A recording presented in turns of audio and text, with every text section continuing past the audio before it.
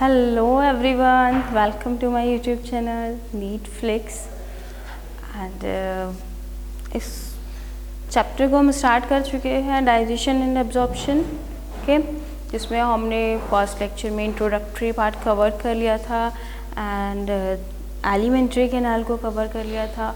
Alimentary canal और digestive glands दो part में ये डिवाइडेड है। ओके, उसके बाद हम डाइजेशन के प्रोसेस पढ़ेंगे। नाउ डाइजेस्टिव ग्लैंड्स क्या है? Okay, digestive glands. Okay, digestive glands की अगर हम बात करें, व्हाट इज अ ग्लैंड, अब ये पहले आपको पता होना चाहिए।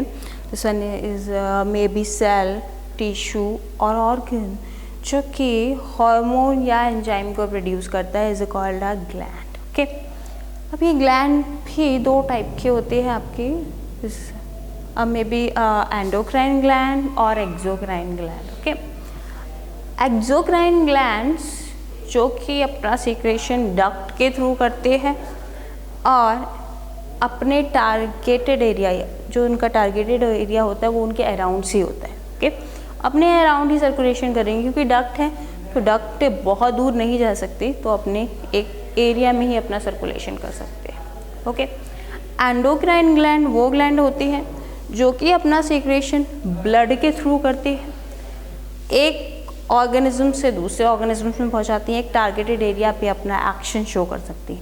ये टारगेटेड एरिया सीक्रेटेड ग्लैंड से दूर भी हो सकता है, इसीलिए अपना सीक्रेशन ब्लड के थ्रू कर रहे हैं। एंड एंडोक्राइन ग्लैंड में कभी डक्ट्स नहीं होते। ओके, बट डाइजेस्टिव सिस्टम में आपके जो बॉडी है, डाइजेशन में जो ग्लैंड्स हेल्प कर रही है, यानी जो आपका प्रोड्यूस कर रही है enzymes, all are exocrine gland, all are the exocrine gland. Here are some exception, pancreas is a heterocrine gland as we know. Okay, all are the exocrine gland. Okay, all, but here are exception, except pancreas. Okay, pancreas is a heterocrine gland. Okay, pancreas is a heterocrine gland. And अब one by one पढ़ते हैं glands. आप digest alimentary canal की बात करें तो glands जो हैं आपके माउथ में ही स्टार्ट हो जाते हैं। ग्लैंड्स के माउथ से लेके टिल एलिमेंट्री कैनाल हर एक डिफरेंट पार्ट्स में प्रेजेंट है। ओके, सबसे पहले माउथ में देखते हैं। जो माउथ में प्रेजेंट है, this one is called a salivary gland. Okay, this one is called a salivary gland.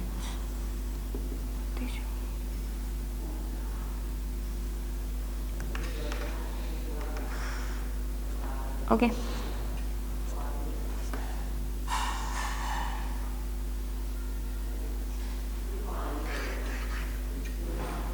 अब देखते हैं कहाँ सिचुएटेड है। क्या ये हमारे बक्कल कैविटी में सिचुएटेड है? इससे रिलेटेड क्वेश्चंस आता है, स्टूडेंट्स यहाँ पे गड़बड़ कर देते हैं। एलिमेंट्री कैनाल में जो आपकी सलाइवरी ग्लैंड्स हैं, this one situated the outside of a buccal cavity, याद रखना। ओके, ये हो गया आपका ear portion. Parotid glands which one is are near the portion of your ear. Okay, ये हो गया आपका oral cavity. Okay, oral cavity में यहाँ से जो डक्ट आएगी और फॉर्म करते हैं पैरेटेड ग्लैंड को। ओके, ये मैं ग्लैंड का स्ट्रक्चर आपको बना रही हूँ। ओके, ये हो गई आपकी। नेक्स्ट वन टंग के नीचे है, name is a sublingual. Okay, इसमें डक्ट हमें दिखाई दिया है, छोटी डक्ट्स हैं और एक आपकी लोअर जॉ में है। Okay, another one is present in a lower jaw. This one have a largest duct. Okay, तो 3 salivary gland, this one in a pair, दोनों साइड में प्रेजेंट होंगी। तो कह सकते हैं हम 3 pairs of a salivary gland. First one is parotid salivary gland. This one is the largest one, okay, largest, and the parotid gland exclusively produce the salivary amylase. याद रखना सलाइवा सबसे ही रिलीज होता है, बट सलाइवरी एमाइलेज जिसको हम enzymes कहते हैं, जो आपका पॉलीसेकेराइड्स को डाइसेकेराइड्स में कन्वर्ट करता है, स्टार्च को माल्टोज में कन्वर्ट करता है, वो एक्सक्लूसिवली पैरोटिड ग्लैंड से ही प्रोड्यूस होता है। This one exclusively salivary, this one is very very important point, ये आपको बुक में एनसीईआरटी में नहीं मेंशन किया है, इसको लिख लेंगे अलग से। सलाइवरी एमाइलेज और इज कॉल्ड अ टाइलिन, ये बुक में मेंशन है कि सलाइवरी एमाइलेज को टाइलिन भी कहते हैं। ओके, सलाइवरी एमाइलेज प्रोड्यूस करता है, okay, is exclusively produced by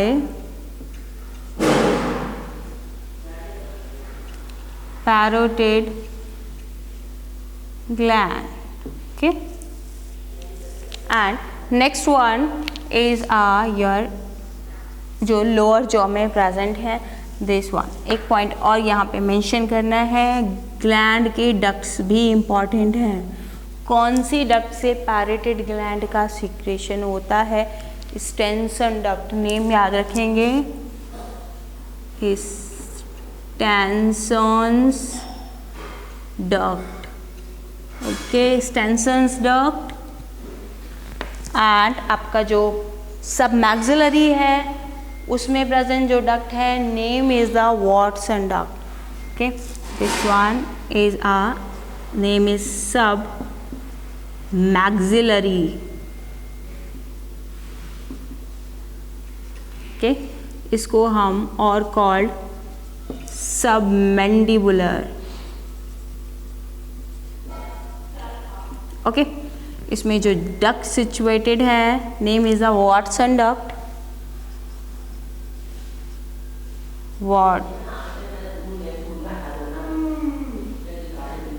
वाटन्स duct, okay, Wharton's duct, यहाँ मैं कैपिटल में लिख देती हूँ आपके लिए, Wharton's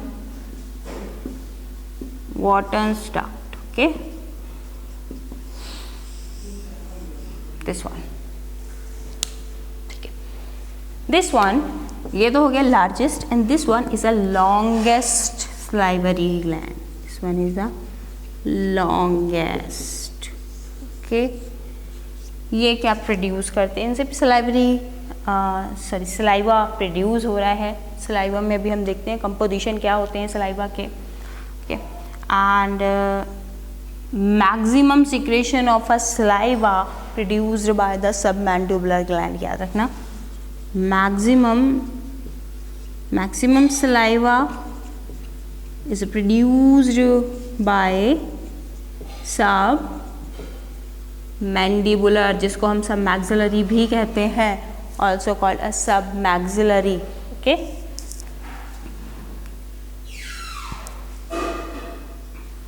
And next one is the third one is a sublingual, okay। कहाँ situated है? This one situated in a below the tongue, lingual इसीलिए नाम दिया है हमने इसको sublingual, okay। sublingual ये कौन से डक्ट से अटैच होती हैं? Sublingual, this one attach via duct of Rivinus, okay, या फिर हम कह सकते हैं रिवीनस डक्ट, ओके। यहाँ पे जो प्रेजेंट डक्ट्स हैं, name is the Rivinus, okay, smallest है और इनकी डक्ट भी स्मॉलेस्ट डक्ट है, क्लियर। अब कितना सलाइवा हम रेगुलरली प्रोड्यूस करते हैं अपने माउथ में? This one is a 1.5 litre approximate, okay, 1.5 litres. अब इस सलाइवा के सीक्रेशन को कौन रेगुलेट करता है? हमारा ऑटोनॉमस नर्वस सिस्टम जो है उसमें सिंपैथेटिक एंड पैरासिम्पैथेटिक वो इसको रेगुलेट करते हैं।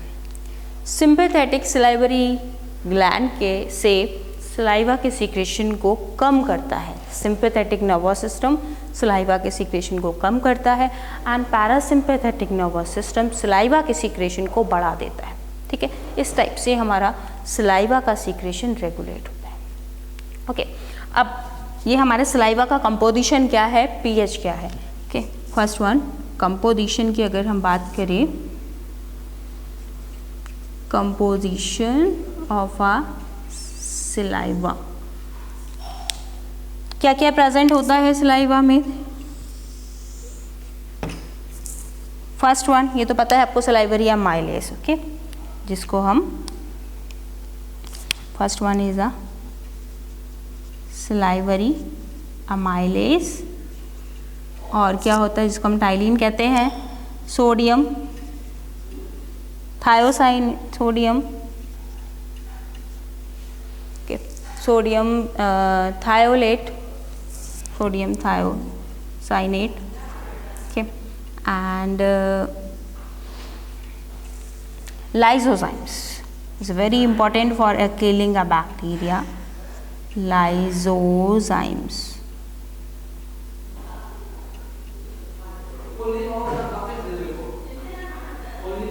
lysozymes. Okay, and salt, sodium, ये this one is a thiocyanate, ये प्रेजेंट होता है। This one is a salt containing substance, तो यहाँ सॉल्ट भी लिख सकते हैं आप के। लाइसोजाइम्स प्रेजेंट है and glycoprotein is mucilage, glycoprotein is also present, mucilage glycoprotein. ठीक है, अब कौन कौन पार्ट क्या क्या काम करते हैं ये देख लेते हैं। Salivary amylase, salivary amylase convert करता है स्टार्च को माल्टोज में। ओके, जो भी हम कंटेनिंग सब्सटेंस खा रहे हैं, ब्रेड खा रहे हैं, है ना, एंड पोटैटो या मेज जिसमें स्टार्च प्रेजेंट है, उस स्टार्च को कन्वर्ट कर देता है आपका माल्टोज प्लस डेक्स, अल्फा डेक्स्ट्रिन।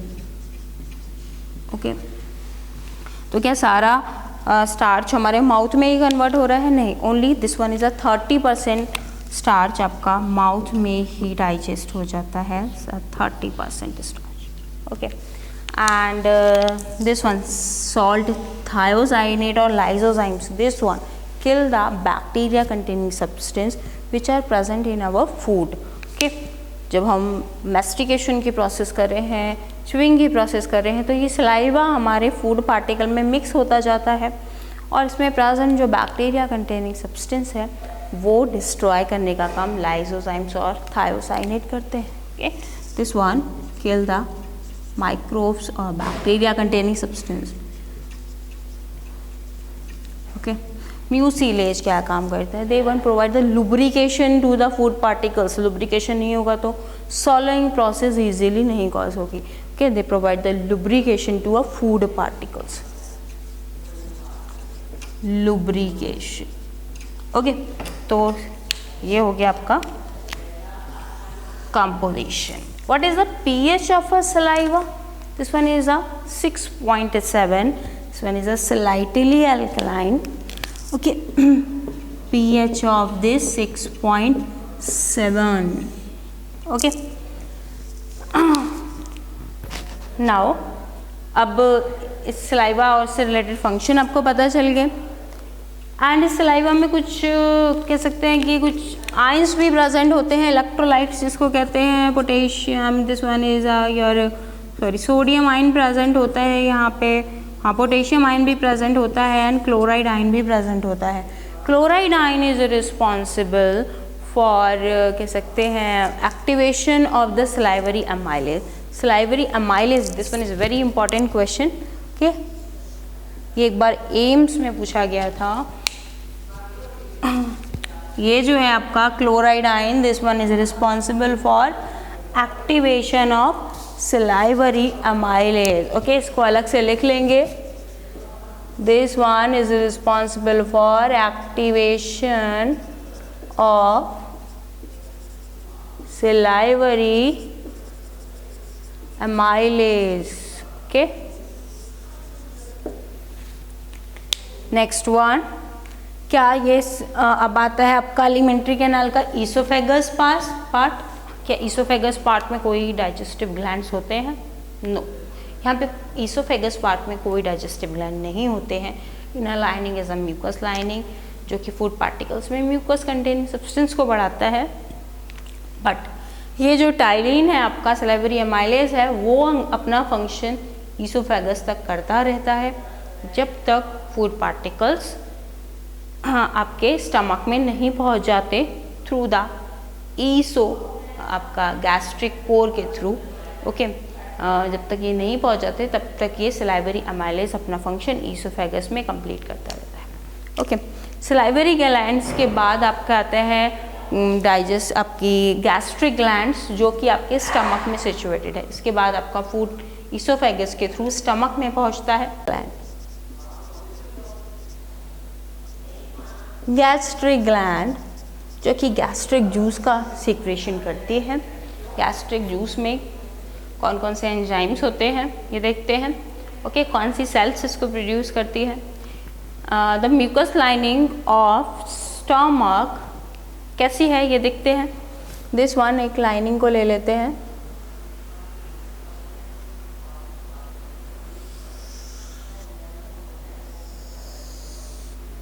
ओके, इसमें आपको डिफरेंट टाइप की सेल्स देखने के लिए मिलेंगी। Cells which one are responsible for secretion, तो ये कैसी सेल्स हैं? This one is a glandular cells. Okay, majorly 3 types of cells and इसके अलावा स्टेम सेल्स और जी सेल्स भी होती है यहाँ पर। देखिए, दिस वन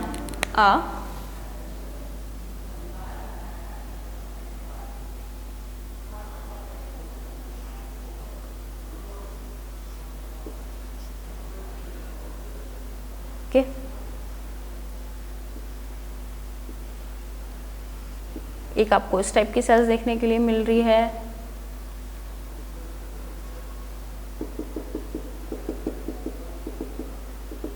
एंड आपको कुछ पाइलोरिक रीजन में एट द एंड रीजन में कुछ सेल्स देखने के लिए मिलेंगी आपको, जी सेल्स जिसको बोलते हैं हम, स्टेम सेल्स बोलते हैं, stem cells and gastrin cell, G cells. Okay, commonly जो सेल्स यहाँ प्रेजेंट है, कुछ आपको म्यूसिलेजिनस सेल्स देखने के लिए मिलेगी जिसको हम कहते हैं गोबलेट सेल्स जो म्यूकस का सीक्रेशन करते हैं, है ना। This one is a mucus cells. Okay, ये कैसी सेल्स हैं? This one is a goblet cells जो कि म्यूकस का सीक्रेशन करती है। ओके, ये आपको पता है ऑलरेडी। एंड इसके बाद दिस वन इज, ये अलग है। ओके, जो मेजरली डिस्ट्रीब्यूटेड सेल्स हैं all are the oxyntic cells जिसको हम parietal oxyntic cells. Okay, this one is the oxyntic cells, maximum number of a cell is oxyntic. Chief cells जिसको हम peptic cells कहते हैं। Okay, this one is the peptic cells और also called zymogenetic cells. Okay, this cell is a main cell जो कि this one is also called a chief cells के main cell हैं जो कि आपका प्रोड्यूस करते हैं pepsinogen and prorennin. Prorennin after convert activation form rennin, ये जनरली इन्फेंट में प्रेजेंट होता है। इन्फेंट्स में क्या काम करता है? मिल्क प्रोटीन को डाइजेस्ट करने का काम कर रहा है। Milk protein is a casein protein. ठीक, और क्या प्रेजेंट होता है? Pepsinogen, prorennins and gastric amylase and gastric lipase. Okay, pepsinogen is a digestion for a protein, pepsin में पहले ये कन्वर्ट होगा एंड कह सकते हैं तो स्टमक में आपके प्रोटीन का डाइजेशन होना कहाँ से स्टार्ट होता है? कि आपका एलिमेंट्री कैनाल में, पूरे एलिमेंट्री कैनाल में प्रोटीन का डाइजेशन कहाँ से स्टार्ट होता है? देखिए, माउथ में तो आपका प्रोटीन का डाइजेशन हुआ नहीं था, then one is your answer is stomach. Stomach से स्टार्ट हो जाता है आपका प्रोटीन का digestion, but it's a partially digestion of the proteins. Okay, partially protein is digested by the enzymes pepsinogen. Okay, अब और क्या फंक्शन है, renin, that one is a digest milk protein, also digest milk protein जिसको हम casein कहते हैं. Okay, this one is a casein. Okay, this one present in infants. Okay, gastric lipase क्या काम करता है, this one is responsible for a partially digestion of a fats. Okay, partially digestion of fats. And gastric amylase, gastric amylase क्या यहाँ पे कोई function produce कर सकता है, नहीं, क्योंकि the pH of your stomach is very acidic, is very high acidic, 1.5 to 2.5. Okay, and this one is in adults की अगर हम बात करें, इन्फेंट में थोड़ा कम होता है. In the infants this one is approximate 5 pH. Okay, and यहाँ पे आ जाते हैं सलाइवरी अमाइलेज, कोई फंक्शन नहीं करता, नो एक्टिवेशन, यहाँ पे एक्टिव मोड में नहीं है, नो डाइजेशन. ओके, कोई डाइजेशन का काम नहीं कर सकता क्योंकि यहाँ का मीडियम एसिडिक है. ओके, अब आ जाते हैं आपका ऑक्जेंटिक सेल्स पे. ऑक्जेंटिक सेल्स जो है आपकी, this one release HCl and intrinsic factor. Okay, intrinsic factors जिसको हम बोलते हैं आपका castle intrinsic factor. This one is a castle intrinsic factor. Okay, ऊपर लिखा हुआ ही है. ये आपका क्या करता है, absorption of vitamin B12, absorption of vitamin B12. Okay, then next आपका आते हैं जी सेल पे. जी सेल जो है, this one is release gastrin and present in a pyloric area. याद रखना, present at the pyloric area. Stem cell, this one is very important cells on the epithelium. epithelium की lining जहाँ भी damage होती है through the presence of HCl, ये stem cells जो हैं उसको हील करने का काम करते हैं. ओके, यानी कि अल्सर होने से प्रिवेंट करती है ये सेल्स हमारी बॉडी में, स्टमक में. Name is the stem cells. ये सेल्स आपकी जो है, this one is present on epithelium and function like as that healing. याद रखना, हीलिंग का काम कर रही है. ओके, तो आप दो फंक्शन इसका आपका मेनली पता चल गया. लोकेशन क्या है, एपिथेलियल लाइनिंग ऑफ स्टमक, और हीलिंग का काम कर रही है. ओके, तो ये हो गए आपके कंपोनेंट, उससे रिलेटेड आपके फंक्शंस. क्लियर? तो ये डायग्रामेटिकली आप इसको नोट कर लेंगे, समझ लेंगे, तो आप कभी इसको भूलेंगे नहीं. ओके, वन बाय वन इसको आगे कंसीडर कर सकते हैं.